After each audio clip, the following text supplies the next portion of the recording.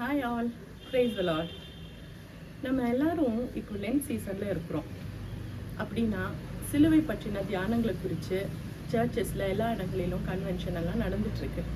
அப்படி இருக்கும்போது கல்வாரி சிலுவையில் ஆண்டவராக இயேசு கிறிஸ்து பட்ட பாடுகளை நம்ம ஒரு நிமிஷம் இந்த நாட்களில் சிந்திச்சு பார்க்கணும். ஏன் இந்த நாட்களில் அவருடைய அந்த பாடுகளை குறித்து நம்ம சிந்திக்கணும் அப்படின்னா, அவர் எந்த அளவுக்காக நமக்காக அந்த கல்வாரி சிலுவையில் ரத்தம் சிந்தினார்னு சொல்லிட்டு அதை பார்த்தா தான் தெரியும்.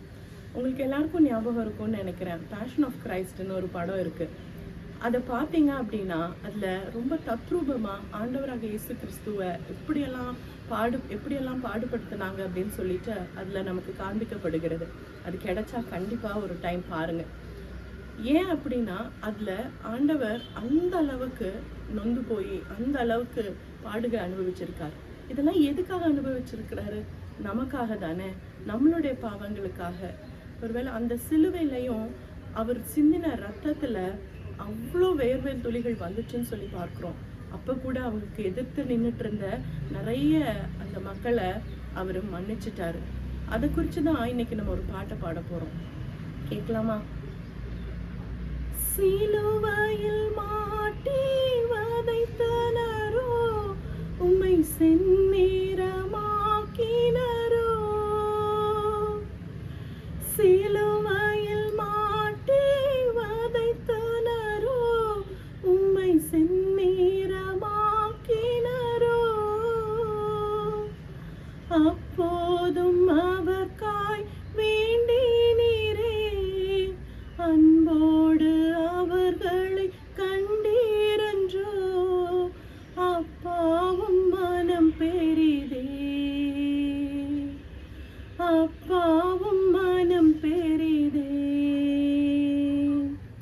கல்வாரி அன்பை எண்ணிடும் வேளை கண்கள் கலங்கிடுதே.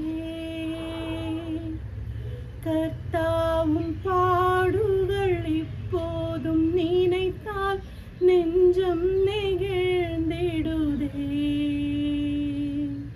கல்வாரி அன்பை எண்ணிடும் வேளை கண்கள் கலங்கிடுதே. கர்த்தாவும் பாடுகள் இப்போதும் நினைத்தால் நெஞ்சம் நெகிழ்ந்திடுதே.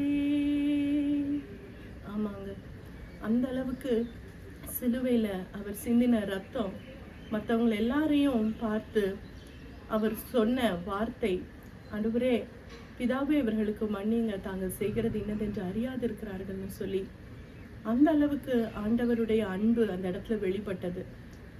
ஏன் அப்படின்னா அந்த இடத்துல ஒருவேளை நம்ம அந்த இடத்துல இல்லாமல் இருக்கலாம், ஆனால் இந்த சிச்சுவேஷனில் நம்ம அந்த இடத்துல தான் இருக்கிறோம்.